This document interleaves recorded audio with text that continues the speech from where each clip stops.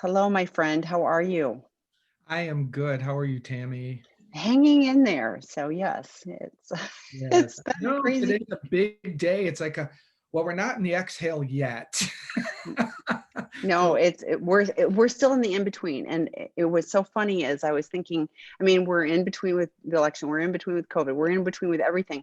And where's my least favorite place? The in between. Like I want it. I want this or that, but the in between has been.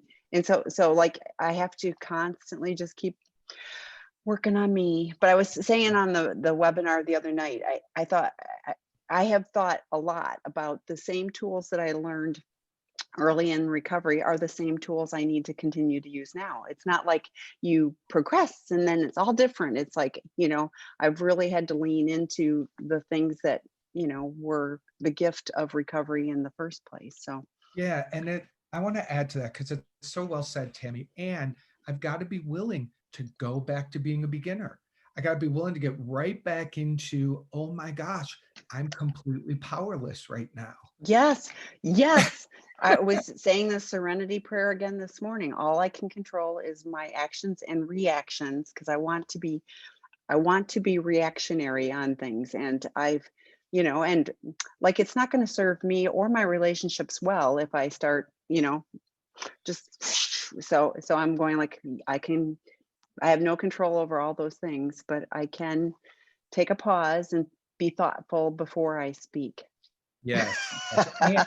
And the gift of this work is, and I make it the difference between reacting or responding.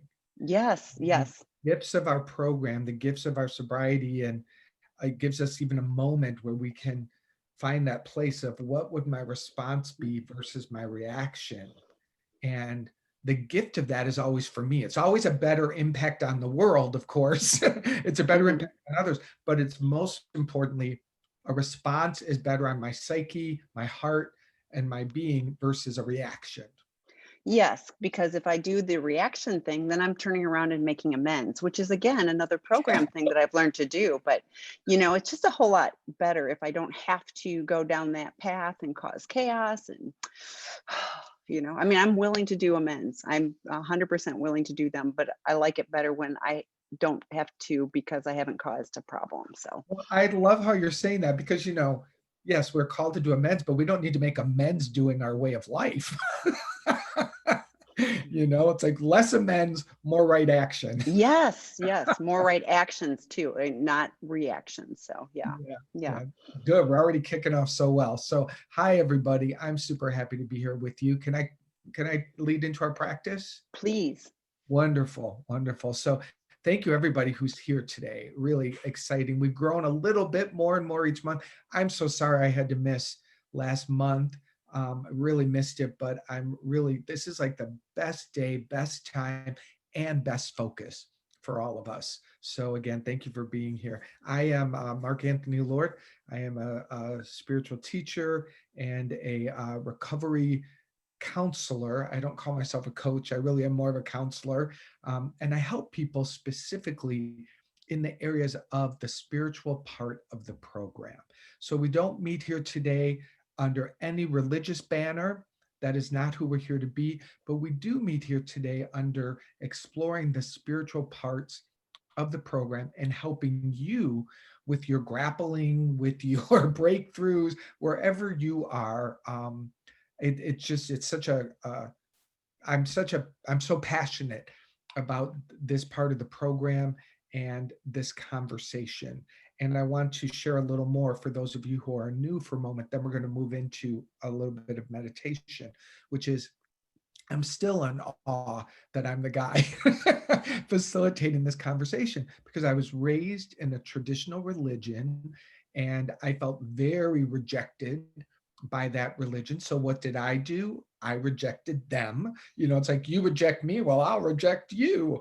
And so I spent a lot of my first part of my life, like no God, no church, no religion, any of that stuff. But what also got scrubbed out, which I didn't realize, was my spirituality. I didn't realize that those could be separated. For a lot of us, it all gets collapsed. religion and spirituality and God and all those things become like this one thing, and it's painful. So throw the baby out with the bathwater, kind of an idea, right? Well, once they became separate, and I realized, oh, my spirituality is different from religion. And I mean, some people include it in their religion, but we don't have to. So for me, that's when a whole new journey began, where I started creating and discovering a whole new idea about higher power or God, whatever word you use to describe that. And the relationship moved from what I used to have like an external judging, scorekeeping God that was very painful to an internal experience of a much better word is love. Just an internal experience of acceptance and love and forgiveness. And I realized that, oh, that is the experience of my higher power. And those are words that actually don't feel external. So that's really what turns me on, is helping people cut the cord to the external experiences of a higher power that don't work for them, and learn how to awaken to an inner experience of that. Well, I would say inner and outer experience of that, because we experience it in the group, in nature, in reading, and whatever moves us forward in connection to our sobriety. So I share all of that to say, if you're new to this group, welcome. So glad you're here. And again, we're focusing on the spirituality of the program, not religion. So anything to add to that, Tammy, before I move into our meditation?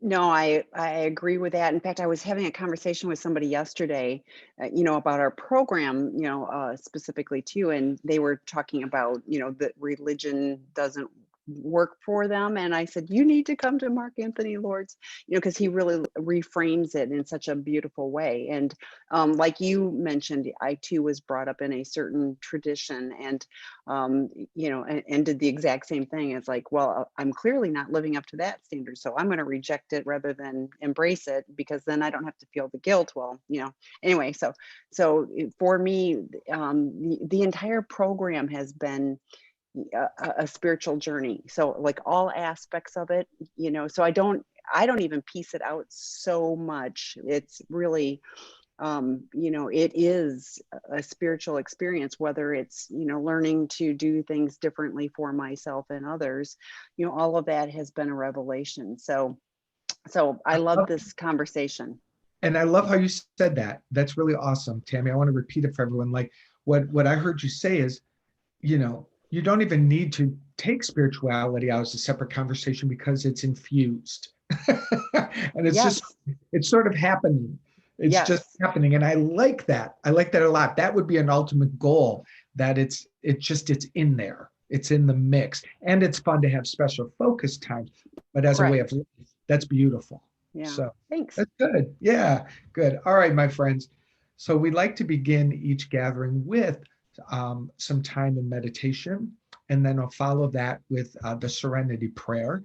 And we'll spend about 6 to 8 minutes in meditation. I'll just remind you, and all we're going to do is just focus on some nice deeper breathing, slowing the breath down. And the benefit of that is to just bring our focus into the now moment, because our mind just can go really fast with the past and the future and all the things you have to do. And I'm like, so the breathing and the meditation, which is all about the 11th step anyway, is a wonderful thing to do. So let's begin by doing that. If you can have your feet on the floor, that's great. I always like to turn my hands up in my lap. Just for me, it represents willingness to receive. And then I also lift my chin up ever so slightly, because just creating an openness around the heart space, which makes us more vulnerable in a positive way. And then after that, closing our eyes, which is about taking our focus off of the external world and turning our focus inward. And now begin joining me in focusing on breathing in through the nose, nice and slow. with your attention on the expanding of the body. Feel that body stretch and really fill up with as much breath as you can, and then turning it into an exhale. Imagine your spine growing a little taller as your muscles and bones and everything relaxes. Again, do a few more rounds of slow, real expansive inward breathing and exhale, relaxing more and more, releasing the day's activities, releasing all that follows our time together. It'll be there when you're ready for it, when it's time. And a special intentional exhale around all of the activity in the world with the politics and the pandemic. So much happening in the world right now. But let's let all of it go, because this time is for you.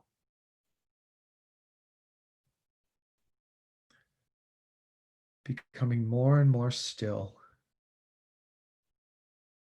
I invite you to focus on the breath, letting it turn to its normal rhythm, making it a little bit deeper though. And see if you can keep your attention following the experience of the inhale, pulling downward, expanding into the gut, and then turning into an exhale. Keep your attention on that rhythm. And as other thoughts come into focus and take you away, once you realize it, release the thought and return to the breath.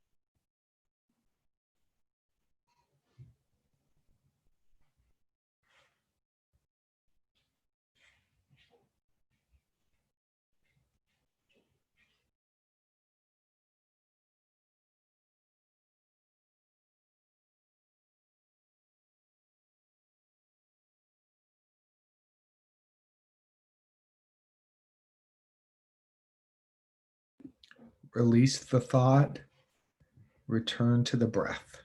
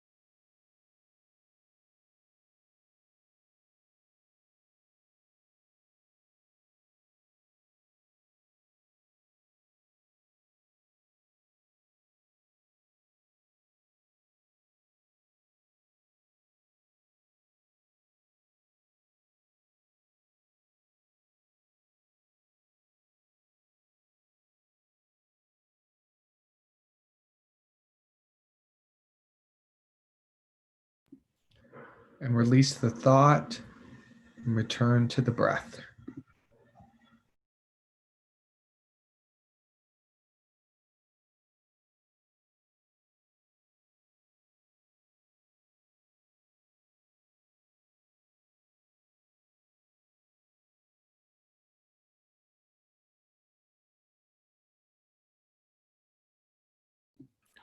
And join me if it's comfortable for you to place a hand on your heart, setting an intention that we are here together in fellowship, and that our being together causes a greater experience of recovery and our spirituality than we could ever experience on our own. So it is in the being together where a greater higher power is revealed for me and for each one of us. And so together we bring our meditation to a close with the serenity prayer. God, grant me the serenity to accept the things I cannot change, the courage to change the things I can, and the wisdom to know the difference. And opening your eyes whenever you're ready. Thank you for doing that with us. I always say, pretty much every time we gather, that meditation is often misunderstood because people think it's about, oh, I've got to have a quiet mind, then I'm doing it right. And the truth of the matter is, I believe meditation is about whatever the mind is doing. It's just being able to sit and learn, build the muscle of releasing thoughts when they take us away and coming back to the breath. So if a meditation of 10 minutes, I spend the whole time just getting taken away by thought after thought after thought, but every time I realize it, I come back to the breath. That is a super successful meditation. So please know that it's not about reaching the ultimate state of peace for 10 minutes. If you get that experience, that's a blessing, no doubt. But usually it's more about practicing releasing thoughts and coming back to center. When we practice doing that in meditation, it becomes something that is more available to you throughout your day. Like you can be out shopping, or you can be at work, or you can be doing something where an upsetting thought pulls you, or something that happens pulls you out of your center. And the meditation practice gives you the opportunity to go, I'm going to release this and just get back to my breath.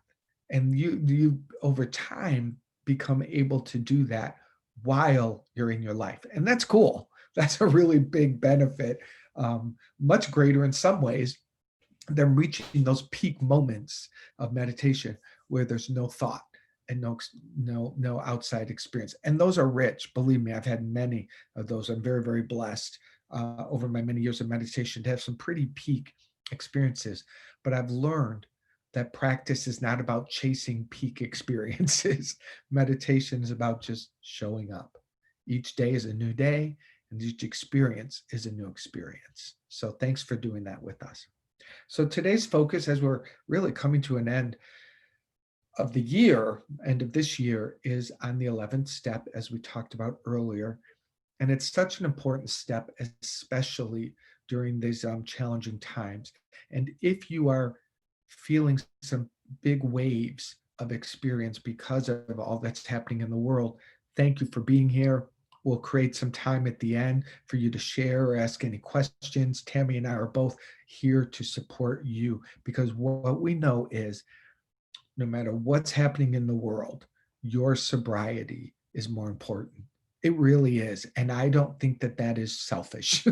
I don't think, if it is selfish, it's selfish in the absolute best ways, because without it, you no longer become available to be of service or to bring a solution, to help someone out, or to be helped, right? In challenging times in the world, you may be one of the persons that needs help, needs to reach out and ask for a helping hand, or you can give a helping hand. But none of that can happen if you first don't have your recovery for today. So thank you for being here and making that important. The 11th step says, we sought through prayer and meditation to improve our conscious contact with God as we understood God, praying only for knowledge of God's will for us and the power to carry that out. So this is just packed. It's a brilliant sentence and step that I'd like to unpack for us in piece by piece. So beginning with the very first part of it, we sought through prayer and meditation to improve our conscious contact.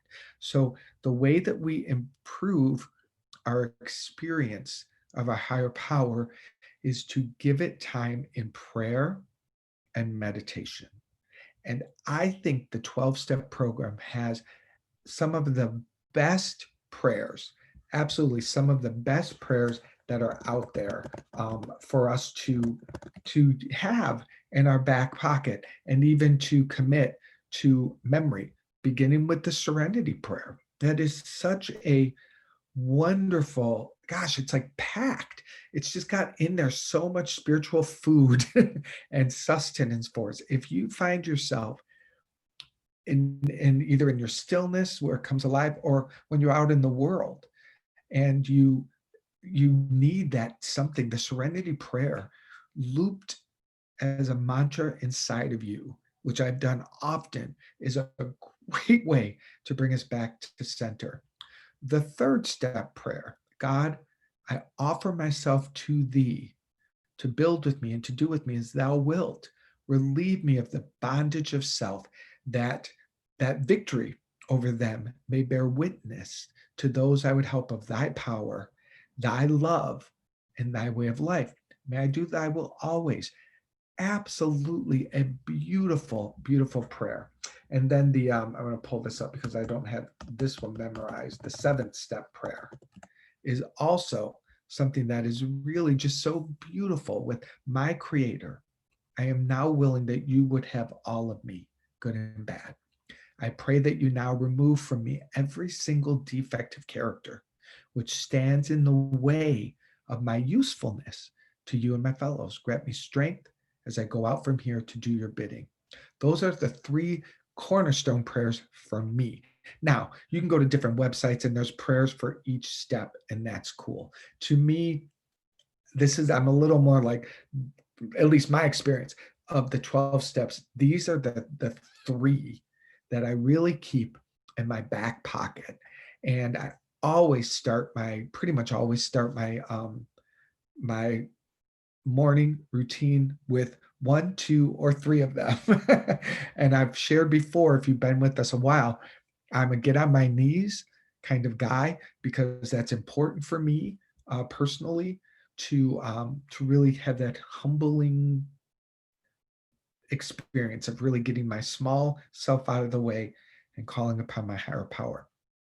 These are ways sought through prayer. These are 3 prayers that are, I think, like I said, absolutely brilliant, packed with spiritual awakening and all that we need to move through whatever life is giving us. I really believe that these prayers will not only help us open up to a better connection to our higher power, they will serve us in moving through life. Because, recovery doesn't say, we make now life is easy and you get to go tiptoeing through the tulips for the rest of your journey. It doesn't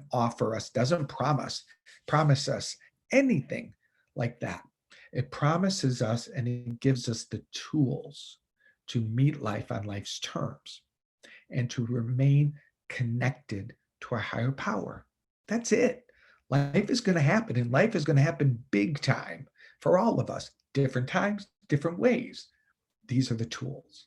So the prayers, the more you do them, the more they do you.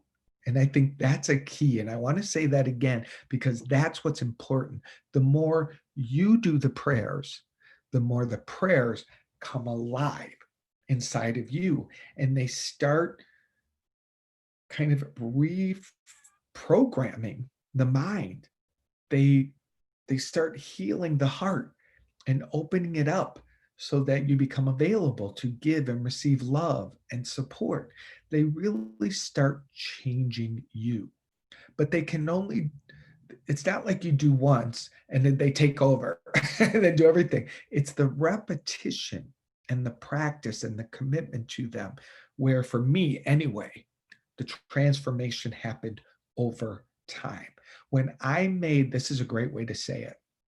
When I make these prayers my closest friends, when I walk with them really closely, no light goes between me and them, that's when they really become powerful in you. So this is just my invitation because it's the way I do it. Again, serenity prayer, third step prayer, and seventh step prayer. Start with that combo. That's my combo. That's my mix. Or pick the one that's more perfect for you. Doesn't matter which ones you choose, but choose them often, right? Then we move to the next piece, prayer and meditation. I've heard this often. If there's a way to describe them, prayer is like talking to your higher power. Meditation is like listening to your higher power. Now, I don't think those are absolutely perfectly true, but that's a great way to think about it. When I'm praying, I'm speaking, I'm supplicating, I'm doing this, but the meditation is in the receiving mode. And that's hard for us, especially in the beginning of recovery, because we've spent a lot of years deflecting and defending and keep moving and don't stop and all this hyper activity where inspiration and gentle guidance is really hard to hear. Not only is it hard to hear, it's way hard to follow. And it is in the quieting, the just letting go of the hyperactivity of the mind, letting go of the roller coaster ride of the emotions, and even letting go of the hyperactivity of our doing, taking time to let all of that go and to just meditate, to listen, to focus on our breath. That's when you literally become like the analogy of a stormy ocean, which is really hard to get any information through, to a nice calm lake or a pond or something that's super still. That's the difference. And think about it this way. This is a great analogy. Throw a big boulder or a big rock in the center of a calm lake, and you're going to be able to see the effects and the ripples of it, maybe from where it landed all the way to the edges of the beach. When the more calm the water is, the more you can see the effect of a rock landing in it. Now throw a big old rock in the center of a stormy ocean. You won't see one wave. You won't see the effects of that rock for one single moment because there's too much activity. There's too much storm happening. So that's a perfect way to think about it. Your mind is either the stormy ocean or the calm, peaceful lake. And we're always trying to build more towards the calm, peaceful lake because that is where you hear. That is where inspiration or guidance becomes able to be received.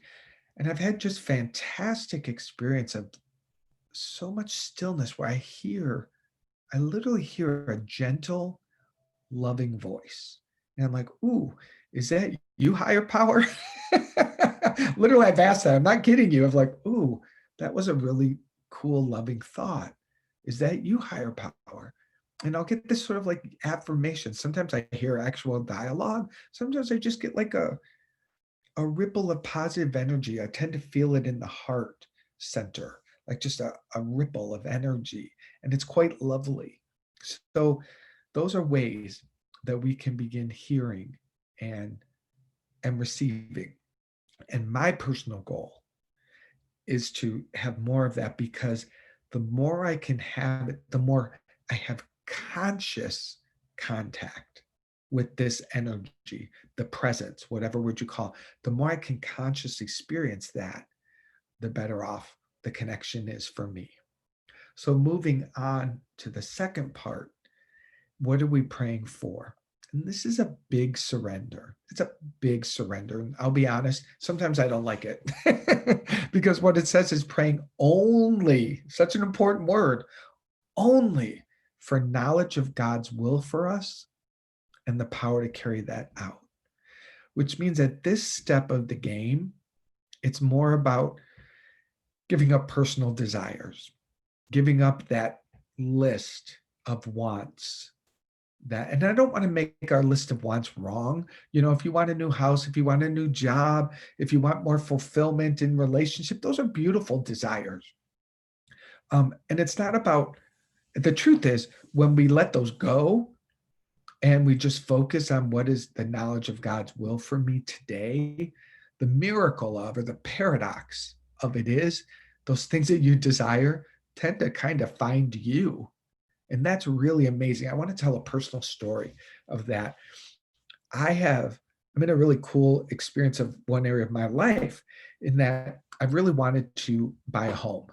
I had one way back, if you were in the mid, 2007, 2008, when we had that big crash in the mortgages and market and stuff like that.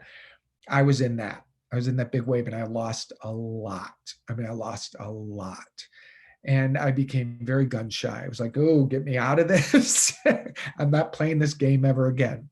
But as the healing occurred, as time went by, I was like, I think I'm ready to move back into, because I love owning a home. It's just something I desire. Now, I could focus on manifesting that desire and make it happen and the law of attraction and all of this stuff to get something. And that can be fun for people. But as a person in recovery, focusing on this 11th step, it's like, can I place that desire on the shelf and just focus on God's will, God's will. And I would say, God, you know my desire. I've told you.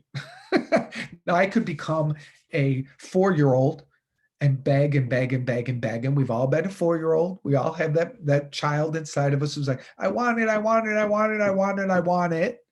I could do that. Or I could really kind of grow up a bit, place that aside, and just speak the highest prayer. Well, over this summer, I manifested, or was gifted to me, or God manifested, I don't even know how to say it, the most beautiful home. Not only did I manifest a beautiful home, not to go into too many details, but let's just put it this way. The value of the home is exponentially greater than what I actually purchased it for. It appraises so much higher. It's almost like almost all that I lost in the past is here. It's just perfect in every way. And this is where it gets quite amazing. I also, because of this purchase, was able to add a rental apartment, which is on the property, and purchase with my brother another rental property as another stream of income for the future. So I moved from having no home to having 3, basically. Now, I could not have done that of my own accord. I wasn't even thinking that big. I was not even in the game of thinking that big. But because I focused my attention on God, and I let God be my number one focus and have my desires came into manifestation when they were meant to, greater than I could ever have thought about them. To me, that's just a small example. That's a small example of how amazing your higher power is. When you put your attention through prayer and meditation on just seeking the knowledge and the will of your higher power, and the courage, the power to live that for the day, really, the desires that are meant to be fulfilled, like I said, will find you. So, I use that story because I just think it's really amazing.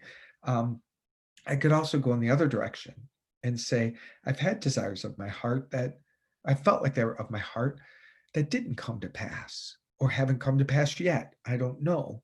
But that side of the coin, this step and this focus also is very healing, because I can really say, God, thy will be done. And if this isn't the will of God, then I don't want it anyway. If it's not the will of God, this is my experience. If it's not the will of God and it's not coming true for me, then there's a reason. Maybe the wanting of it is coming from an emptiness or the wrong place inside of me, or I'm not meant to manifest or have whatever it is at this time because it's not for my highest good. that's just a faith step. Like that's a faith leap for me. That isn't even a leap anymore.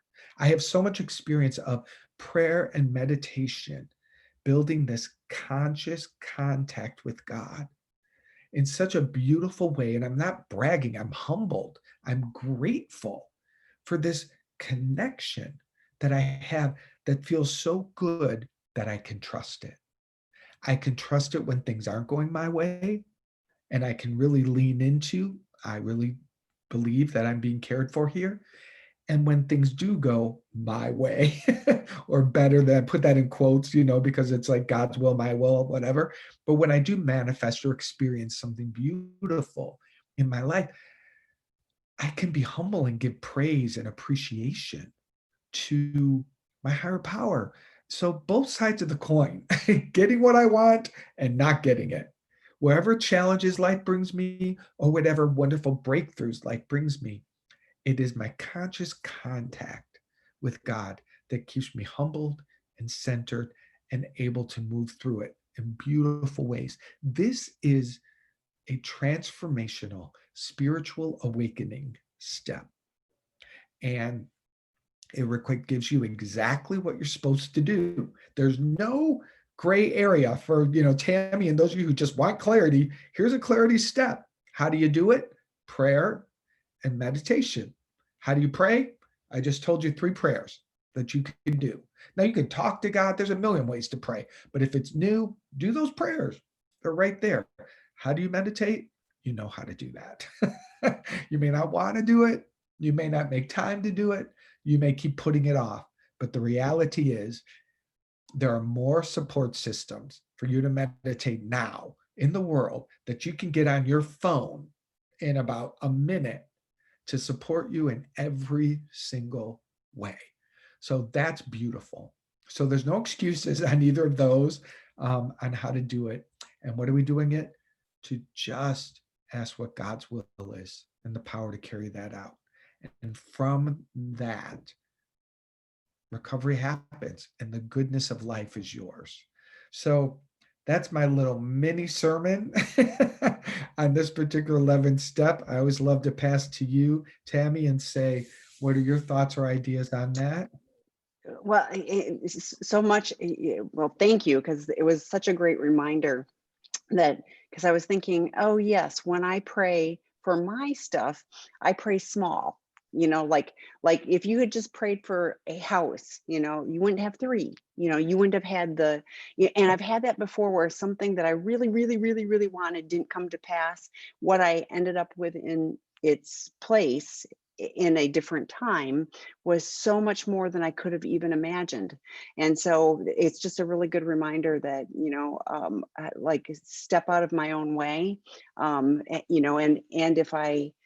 if I pray to do God's will, not mine, and take out the control, and just be willing, you know, more than I could even have imagined. And it isn't, like Santa with, everything's under the tree. It really is those spiritual gifts, which, in yours, it was a literal, 3 houses and you have a plan and it's a business, I mean, it works, financially so much better than you would have if you just had a single house back in 2009 or whenever, it's an important reminder. And the meditation, I was thinking, because I am really bad at sitting still. Like you don't know how hard that is, just to every time you were like, and bring your back to your thoughts, and or let go of those thoughts and bring it back. And I'm like, yes, because I'm off, like that's just really hard. But what I have found for me is, even when I'm intentional, when I'm running or hiking or whatever, like I have this clear space, and it's amazing to me what has come to me, and feels like a true, gift of being willing to listen. There's things that have come to me that, I was like, wow, that's just a really amazing thought, and I know it's not of my own, and if I follow those, if I follow up with the things that, like, it's just been really interesting, and I think spiritual for me, if I'm willing. There's always the if I'm willing. So yeah. Yeah, it is and that's where like, you know, the practice, and we've talked about this a lot here, I feel like, but that practice of getting on my knees, that sort of helps me with the willingness, you know. So yeah, it's oh, you said something to me at the beginning that just left my mind. But We think small. That's what I was started with is we think yes, small. yes, yes, it is so true. And you know, my analogy of the homes, that's like a nice physical example because it was a big manifestation and I'm Hmm. very, very grateful. But what I really believe is everyone here, we all have our own version of whatever that could be. Like you said, like I was thinking like, oh, just give me one home, but God had a bigger vision of how I could actually build a business and take care of my retirement. Like there's a lot of great things in what's happening in my world. That is my experience, one of my experiences. I believe every one of us has that example of where if we will let go and just pray for God's will, something, one of your desires, something in your life, something will become blessed and bigger than you could ever have imagined. Even if it's not, I don't mean to play it small, even if it's not a manifestation in the world, but just a peace of mind and a connection to your heart that you could never have imagined possible for you. You know, I just, Yeah, yeah, that's exactly right. And I have to remember it isn't necessarily a physical thing, a right, thing.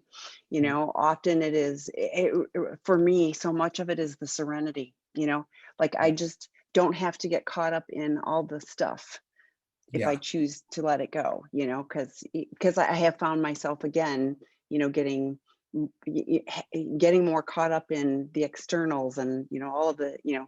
yeah, I have tried to have very clear boundaries about not letting the world in, like the negative and all of that, but it still is invading my space. And so, and I've needed to, to catch up, but it's also been harder then for me to preserve my serenity. So I've had to dig in even more to and what do I have control of? Nothing. I got no control, over all of that stuff, just how I act and react, and yeah, yeah. be intentional about that. And comparison is the thing that will bring us down.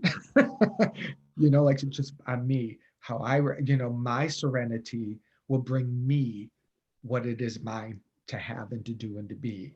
And if I'm comparing and going, oh, because you know, I can share a story that I've got, which is a wonderful story, but tomorrow I could be looking at what someone else got and go, why don't I get that? You know, I can Yeah, really, yeah, comparison is tough. yeah, yeah. For me, it is. Yeah, and I don't want, the hardest part for me is to feel like a victim to the world out there, and to feel like I have no choices, and like all of this is happening to me, and to all of us, and like I have to just go, no. I mean, I have fewer choices, but I still have choices. I still can choose, how much of the world I let in, um how I act and react in the world. And so that's been challenging to have those reminders, and to be willing to, to just, go, this is where it's at for me right now. So Yeah, and you know, I want to add to that that one of the most powerful choices none of us ever loses, and one of the greatest gifts from this step is the power to choose how we're thinking about something. And that's a big deal because, you know, we don't think we get swept away by a thought and we just think it has us and we don't even think that we could choose a different thought because it's so all consuming. But the truth is, everything that's coming our way, we can choose how we want to think about it. We can choose how we want to relate to it. We have internal choice, and that is freedom. But we do lose that when we lose our sobriety, when we get taken down river with the fears and with, you know, our cravings and our insane thinking, we do lose the remembering that we can choose differently. It's a gift. we have a question, and this one's an important one. What do you do when feeling suicidal ideation and trying to stay spiritual and stop the thoughts? To me, that is, you don't try to just stop those thoughts. You please, please, please reach out. There are suicide hotlines. Take yourself to an emergency room. That's not something, I mean, like, do I believe that my higher power will help relieve me of those? Yes. But he can also use a doctor and a mental health professional to help get me there. That's, please don't just think you can think yourself through this. Get support, get professional help, please. Yeah, I have waves of feelings just from that. I have so much, like I'm feeling with you, whoever you are. And I really want to emphasize what, please, this is an area where we think we have to muscle it up or something. And it's so like, I really have tears in my eyes. Um, Asking for help is so important. It's so, please, please, we can pray for you and love you here, but that question really does require more help. Yes, So yes. thank you for asking. Yeah, and I really do believe, it's,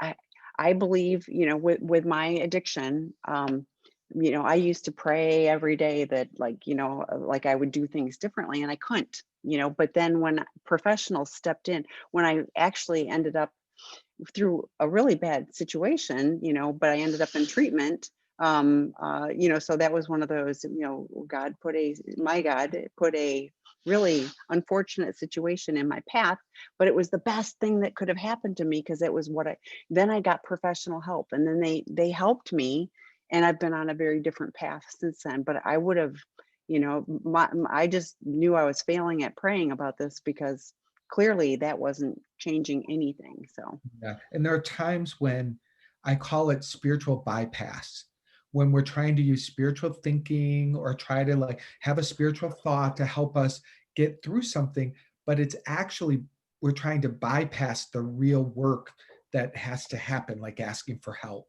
or yes, medication or hospital or something like that yes, is yes, really yeah, to help. We're trying to use spiritual ideas to just float over, and it doesn't work. no, It no. doesn't work. It's a misuse of spirituality. So somebody else is also participating, said we can choose to get help, please get it. Please know that everyone here Yep. is is encouraging you to get professional help, for that. So there's another comment. I really appreciate this conversation. As a betrayed partner, sometimes it's hard to maintain my serenity when my spouse may be struggling in his recovery. Really working on keeping my centering and grounded independent of his actions is crucial. Groundedness. So yeah. Yeah, and that is really challenging. Again, when others are, or the world is, or whatever, to just go, what do I have control over? Oh, wait, just my actions and my reactions. But it isn't, you're exactly right. It is not easy. Yeah. Yeah, it isn't. But I know this is where I do know for every one of us, whatever our path is, our higher power knows the answer for you and again and can support you. And I think of it as like bring you whatever the counselor or the meetings or whatever it is. The higher power does know your right answers in your peace and your peace of mind and peace of heart. But I too, I I love that you wrote it that way because it always makes me humble because I'm the betrayer. I sit on the other side of that coin of pain, and it's always helpful for me to hear even that's like, oh, that's right. There's someone that is really impacted from from this addiction on the other side of it. So I just thank you. You helped me drop into my heart a little more. Well, and there are resources. So today we have another betrayed partner group at 12:30 Pacific time, and then we have a new one for betrayed partners that starts tomorrow morning. We have resources, whether you're the betrayer or the betrayed. We have a lot of resources for you, all free on sexandrelationshiphealing.com as well. So. Oh, Yeah. yes, I've had some amazing divine interventions and experiences through my healing journey. That's awesome. And Yeah. and so great that you recognize that, because I think we can kind of gloss over those, or, oh, a good thing happened, poof, and we're still on to the next thing. So I love that you go, like you can see those moments. That's awesome.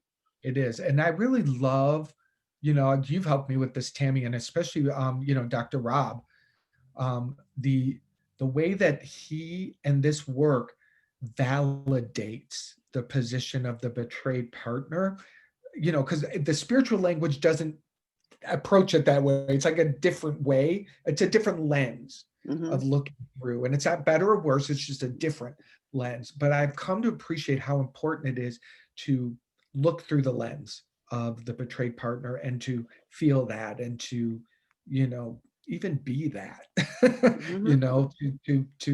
to be sober to that. I Yeah. really appreciate the work that Dr. Rob does in that area.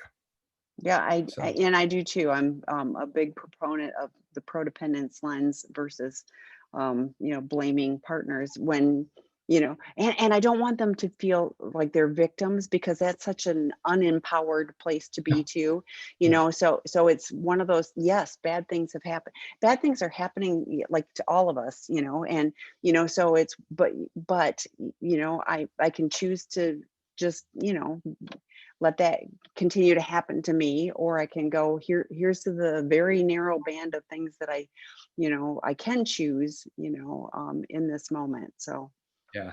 Hey, I want to bring something up, if I may, as we're beginning to come to a close. I'm going to put this link in the um, in the chat. in the Hmm. chat.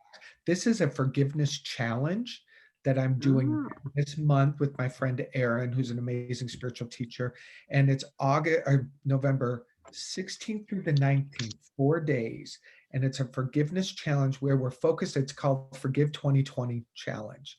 And so we're really focused on, it's been one of the most intense years of many of our lives. So much is happening. And forgiveness is a very powerful way to be a part of the healing of it. So during this challenge, we teach what is forgiveness, how does it work, and then each day we focus on, like, the first day, forgive ourselves for, and we go deep into that experience and how it works. And then the second day, we focus on forgiving others in our lives that have, our betrayers, are all these things. Like, we really focus on how would we activate forgiveness as part of our healing. The third day, we focus on forgiving the world and really forgiving all of it, the pandemic and the political system and all of it. Like, forgiveness means really giving it our love, giving it its healing. And then the fourth day, we focus on forgiving God so that we can become free from all of our childhood ideas about God and really open up to a new experience. So if that's interesting to you, it's totally free, no obligation, anything at all. And if you sign up, you don't even have to attend the lectures. You'll get them and be able to do the replay on those whenever you would like. So I just share that because it's a free offering, and it's going to be a deep dive into forgiveness, which is, we've talked about that at other times here, Tammy. It is a confusing thing where it's like making amends versus a deep experience of forgiveness. So please consider joining me for that if that's interesting. I will. It's always a complex topic because, as we've learned in our growing up, there's a certain view of what forgiveness is, and in my recovery, I've come to a very different place of it's freeing me. It's not just giving absolution to somebody else. Like, oh yeah, it's okay. What you did to me was like, we're good. It really is. I'm not going to carry the burden of that with me, and so I'm releasing you because I'm releasing me, and that was a huge difference for me. So yeah. Yeah. So Yeah. the link in the chat says, oh, he sent it to the panelists, so let me see if I can Oh, copy him. I got it. So okay. thank you for pointing that out. So I'm going to, all panelists and all attendees, and Right. there, oops, no, that was the Zoom, oh my goodness. So I'm going Not to that try one. again. Yeah, sorry, oops. I Like, can do it. why don't you do it, but do it to panelists and attendees, because There clearly it's not you working for me. Thank you. Thank you for pointing that out. So again, if Yes. anyone wants to check it out, I promise you, you will have at the end of the experience, however much you do or don't do of it, even a little bit, will give you a greater idea about how this spiritual practice can work. And Yes, I wrote it down. I'm going to check it out. So thank you. Thank you. So that, wow, that was a fast hour. Really appreciate everyone being here. And then last week, next month, the first Wednesday of December, we focus on having had a spiritual awakening. So a little bit of a celebration, a little bit of end of the year, but also just I think it'll be great for us to focus on supporting you through the holidays and through all this, because that too can be, that month of between Thanksgiving and the holidays, Christmas and New Year's, that can be quite a ride for us as And I think it's going to be very different and challenging of its own, because a lot of the chaos and traditions that we used to have to deal with, now it's going to be like, okay, now I can't travel, and I mean, so I think it's going to have its own unique set of challenges this year. But the 12 step is my favorite, so I look forward to and it didn't used to be, but it became my favorite. So Yeah, I'm really looking forward to that conversation too. So yeah. thank you to all of you for joining us today too. So Yeah, I appreciate you. Please share this with your friends. If you enjoyed being here, and let us bring our time together to a close with a few deep breaths, and then we'll close as we began with the Serenity Prayer. So just breathing in for a few minutes, nice deep breath. There was a lot of conversation here. So it's always nice to just imagine, what you're meant to keep with you will be with you. Let all, keep what works, leave the rest. Know that this conversation was for you, and that the goodness that you're meant to glean from it, your higher powers got you. We breathe into this as we close our time together, saying, God, grant me the serenity to accept the things I cannot change, the courage to change the things I can, and the wisdom to know the difference. Thank you, Tammy. What a wonderful time. thank you. And thank you to all of you and your questions and comments as well. And be safe. I will see you in a month. So Bye, everybody. bye-bye.